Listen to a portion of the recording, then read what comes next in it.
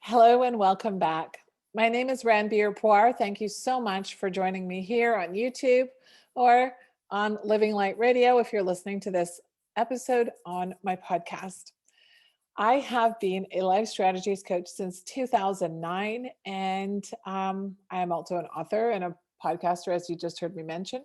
But most importantly, I'm a mom of two incredible sons that I'm raising on the west coast of Canada with my husband. Becoming a mother, I said the word a little bit too much. I apologize. If you don't know, all of my YouTube videos are unscripted. So some days I'm a little bit off, and today might be one of those days. So the journey of motherhood for me is what cracked me open. It's allowed me to really, truly pay attention to the storms that were brewing inside of me because I definitely didn't want them to descend on my sons. So that was my motivation. It might have been a fear based motivation to start because I was afraid of imprinting some of my crazy on my babies. But, it's since transformed because now I've been a mother for 16, almost 16 and a half years. It's since transformed to a faith based place where I'm focusing more on growing love than I am doing things out of fear. So it's a transition that I've made, and we all make at some point through our journeys as we walk ourselves home.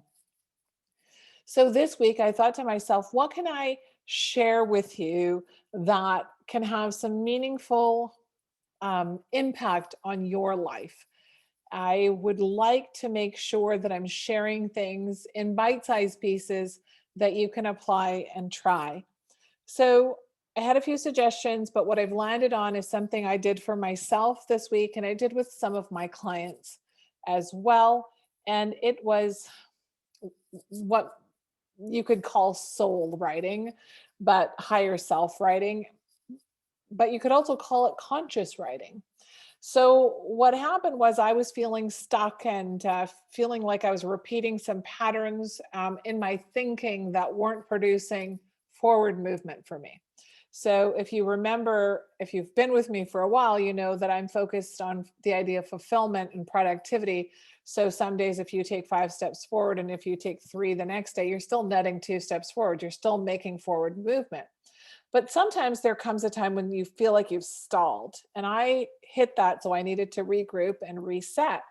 And one of the things that helped me do that was this writing.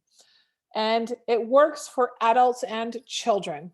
And if we learn to do this as adults, then we can teach it to our kids and our teens. And I'll show you, I'll explain what it is, and hopefully it'll inspire you to take action on your end. So, there's this saying, I think is Louise Hay, that says, it's hard to counter negative thoughts because they move so quickly. And a lot of the times it's really also hard to catch those dull, flat thoughts too, because they just seem harmless because they're not positive and they're not negative. They're just kind of boring or flatlining, whatever you want to call it, but they really do detract from your growth and fulfillment. And they really do keep you stuck and they keep you flatlining. So, this type of exercise can help you become aware of it. If you've worked with me as a client or if you've taken any of my classes or courses, I'm a huge fan of audits. I'm a huge fan of that reality check and knowing what you're actually doing or saying or thinking or feeling. So, you have the opportunity to assess whether or not it works for you. So the goal for this is just actually to find the time. So find some time. 5 minutes is more than enough. If you have more time, go for it. But get a pen and a piece of paper, ideally. If you can't and you're not a writer, don't make an excuse and say, I can't do this exercise. Yeah, you can, because your cell phone has something called voice memos. So if you can't write and you can tell yourself, I'm not a writer, just get your voice memos and speak the thoughts you're thinking into that. So then you can listen to them later. It's very, very powerful.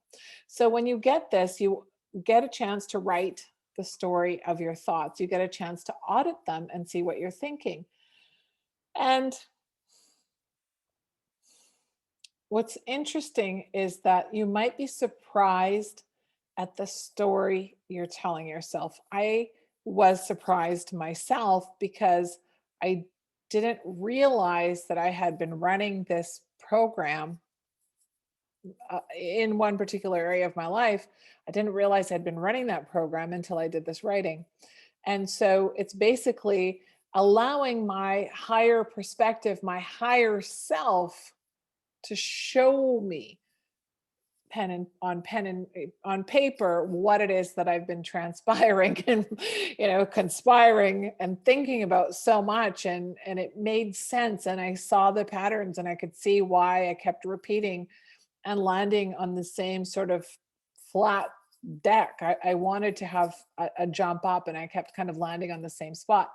And it's really cool because then I was able to analyze it with my conscious mind and say, you know what?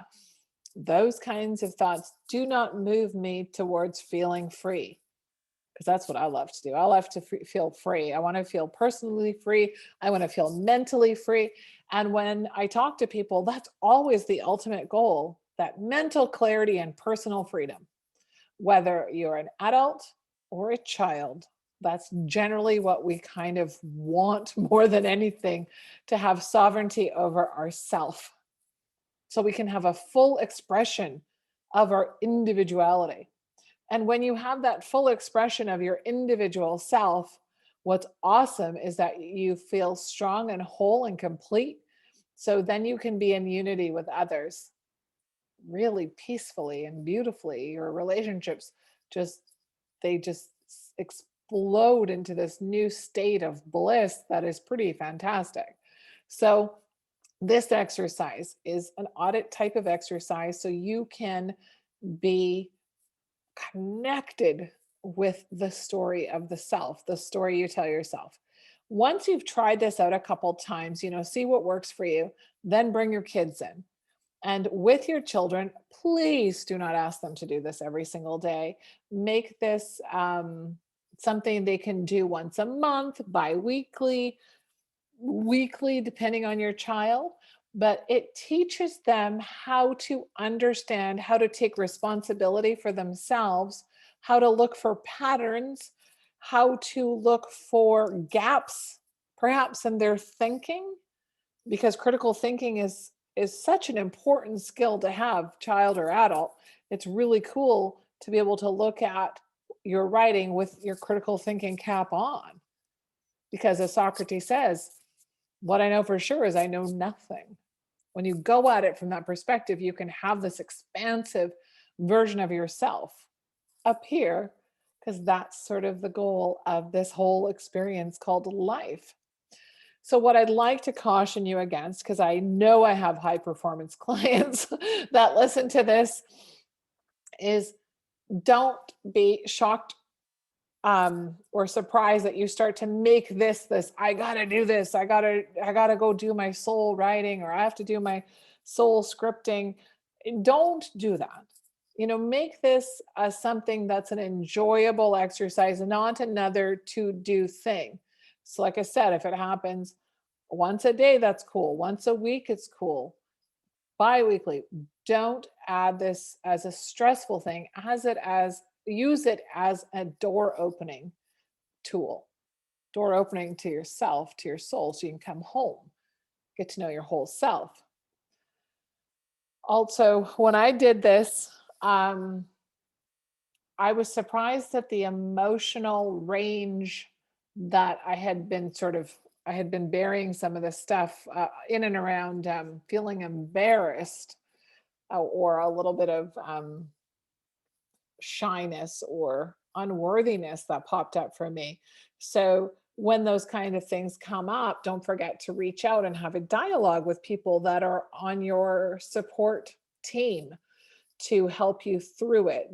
So I'm cautioning you not to use it as an excuse to beat yourself up, okay? So you might uncover some things and you think, oh, because now I'm thinking this is who I am. No, you are a being in transition. You're constantly changing every day, every moment, every year. So you have the choice and opportunity to change that story. But you need to know the story before you can change the story. And You and I both know that these stories started when we were really young. They really, truly did.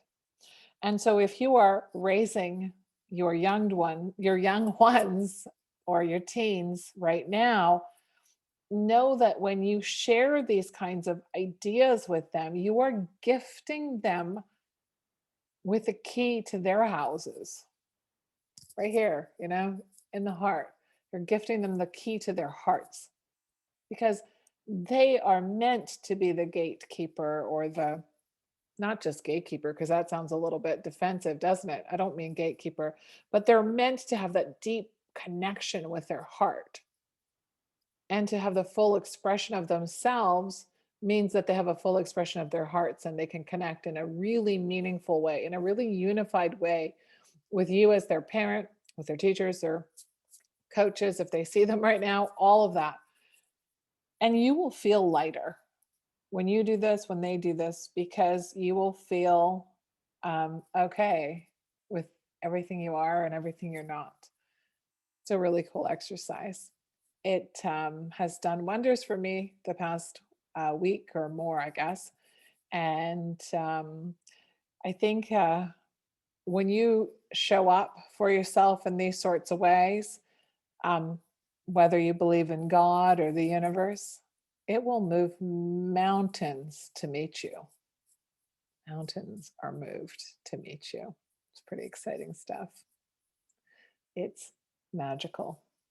It reminds me of a quote I shared with somebody yesterday. It says, I think it was Shakti Gawain. I can say her first name, Shakti, but the last, I'm going to butcher Gawain. But it says, be realistic, expect miracles. When you are realistic about who you are, the full expression of yourself, your higher self, that's when miracles happen because you truly are a miracle in the making. I could cry, getting a tear, getting them. They're coming. The tears are coming. I have to make myself laugh to make them go away. Thank you so much for listening today, for maybe trying this idea out. See how it goes for you. When you can, send me a message, send a comment below, or put a comment below wherever you watch this, and let me know how it goes for you. Because I think we need some accountability partners, and I'm willing to be yours. I'd love to be yours, and to help encourage you on this journey to learn to like yourself, learn to like your family members, to strengthen those relationships under your roof. And if you enjoyed this episode, please do me a huge favor because I'm the owner of a small business that's trying to make a big difference in this world. If you can share this video or podcast, if you're listening, with the people in your circles, that would be fantastic. It's really meaningful because comments and likes, those sorts of things go a really long way to help us as well, because all these platforms have these things called algorithms. So if you take some time and write a comment that's apparently more than 4 words, and emojis don't count, it helps more people connect with the content. So huge asks. I know I'm asking for a lot, but in some ways it's actually just a little bit. So it helps spread the word, and I would be so grateful if you could help me out. I will see you here next time. Thank you so much for tuning in, and I hope you have an incredible rest of the week. Thank you.